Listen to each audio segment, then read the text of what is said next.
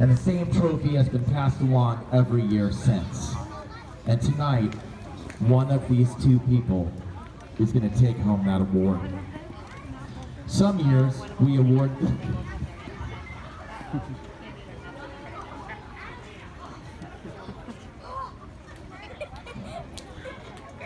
some years only one person earns the award and some years more, but tonight there's going to be two recipients. But again, only one of them is going to take it home. Both Dell and Bo are completing their final season with MCST. We had a big group of 15-18s this year. There were 36 swimmers. 7 are aging out. Another 3 graduated from high school and are heading off to college. It's a really big group for our team. The Otter Award is not always presented to an 18-year-old or even a 15-18, but it's always given to someone who has been proven to be a dedicated Otter. This year, it feels a little bit like a Lifetime Achievement Award. We were still so limited in what we could do that we really, when we looked at the Otter Award this year, we looked at it as who has really committed themselves to the team for their entire swim career. Both of the athletes we chose this year are very busy people. Their summer does not just revolve around swimming and playing and sleeping and eating, but these are people who might be taking classes, working a job, playing other sports, making time for families and friends, and still being dedicated to their swimming.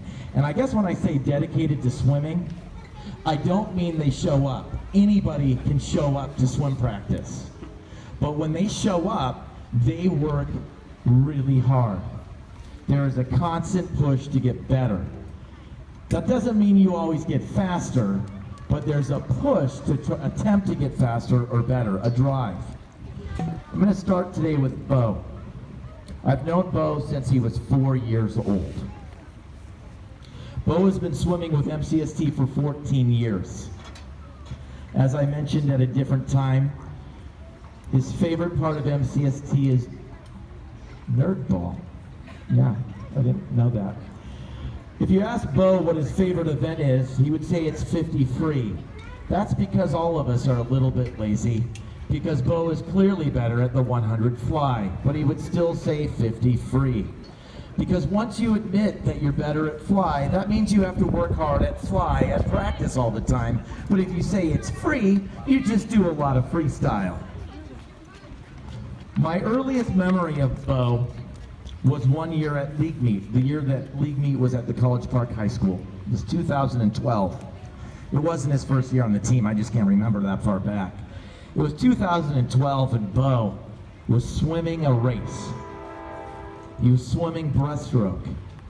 In my mind, I imagined that he was swimming the 100 IM because he's good at that event. But no, Bo, you were actually swimming the 50 breaststroke at League Meet. How embarrassing.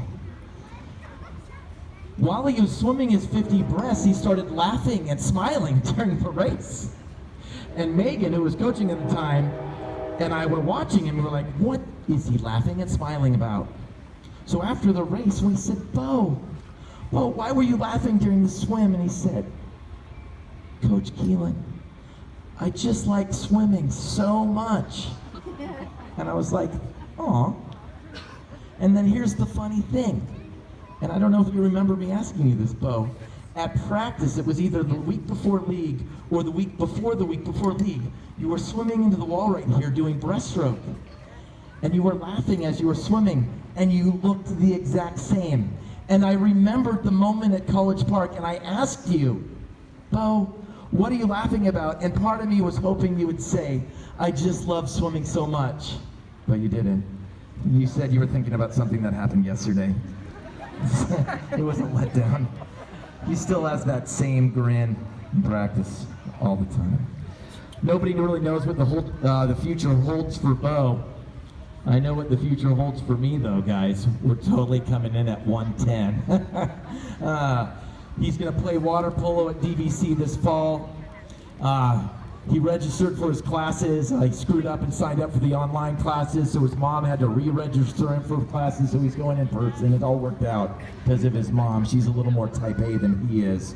And then he said he wants to transfer to a place like UC Berkeley or something else. What does that mean, a place like UC Berkeley? There's no other place like that. So what he means by that, he's a place like UC Berkeley, but if he can't get in there, somewhere else like that. Let's hear it for Beau Cutright, ladies and gentlemen. He would have been getting his 15-year award this year too, but then when he was 6, his mom pulled him over to the Forest Hill swim team for a year, and then he came back the year after that. Kate, isn't it amazing how I can remember those types of details?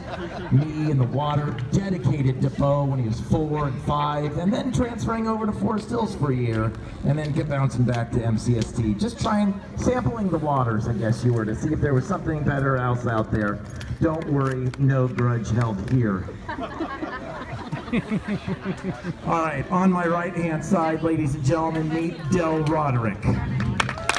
Del's been on MCST for 12 years. He first started swimming with MCST in 2010 when the pool was being rebuilt. He started at Alhambra High School.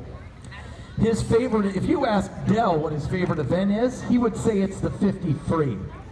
And he would say it's the 50 free because that's actually his best event, the 50 free. In fact, I think the favorite time he ever swam the 50 free was at the county meet in 2019. Yes, that was a good swim. Those were the days. My earliest memory of Del was back from 2013, 2014. Now, if you're asking me why I said both those years, it's because I don't remember which one it was. But I used to give swim lessons over at DVC in the summer. And Del and his brother would drive over to DVC a couple days each week for swim lessons. And I felt like that was the year, one of those years, 2013 or 14, I can't remember. That was the exact year that Del decided that he wanted to be a swimmer. See, in 2012, Del, did the league meet, and if you look back on his stats online, they're okay. I mean, he got disqualified in the butterfly in 2012 at the league meet. Do you remember that, Del? Yeah, I didn't remember it either, but now I got upset about it when I saw it online. But I feel like the next year, Del made a decision. And his decision was that he was going to be competitive as a swimmer. So I remember being at the league meet that year. And Del has kind of a weird walk sometimes. And I remember being at the meet and at a table with whoever else was coaching at the time, and Del had a really good swim. And he came up over the table and he did this excited walk-run thing. I can't totally do it, but you could tell he was excited and his parents were following him. It was kind of awkward. It looked something like...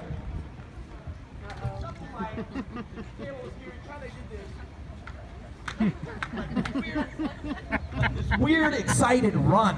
And if you know Del's dry land, it doesn't look anything like that, but he does this weird, excited walk sometimes. And I think that was when he just decided and became a real competitive swimmer. Now, I do want to give you one forewarning about Del Roderick, and it's as follows. You always, when you're talking to Del, need to beware of what you ask for. For instance, if you go out to breakfast with Del, first of all, he's gonna order too much. He's not gonna be able to eat his meal. And if you go out to breakfast, let's say with Beau and Del, at the end of the meal, when it's time to pay up, Beau just takes the amount of the meal, rounds it up a couple bucks, and then sends it over on the Venmo. But when it's time for Del to pay his bill, you have to spend about 12 extra minutes at the table while he calculates what he owes. Because he'll say things like, well, I ordered the double bacon. The single bacon was $3.99. So do you think the double bacon is exactly double that price, or do you think there's a discount for the double bacon? It didn't stop, because Del also ordered the double stack of pancakes. You see, the single stack of pancakes was about $4.99. So it's the double stack, and then he ordered coffee and juice, and then he's the kid who hands you like $5 and leaves. I would go on to the story about asking him how his snow cone was at county meet, but it was the same thing. Dell orders a snow cone every year when he's done at county.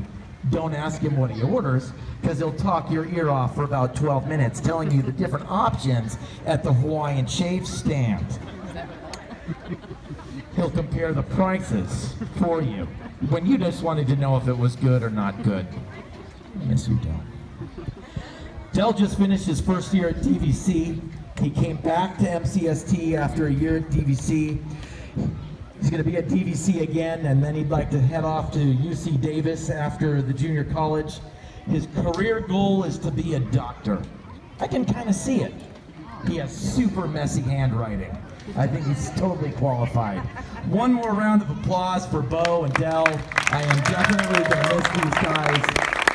It's going to be a different experience on MCST without them.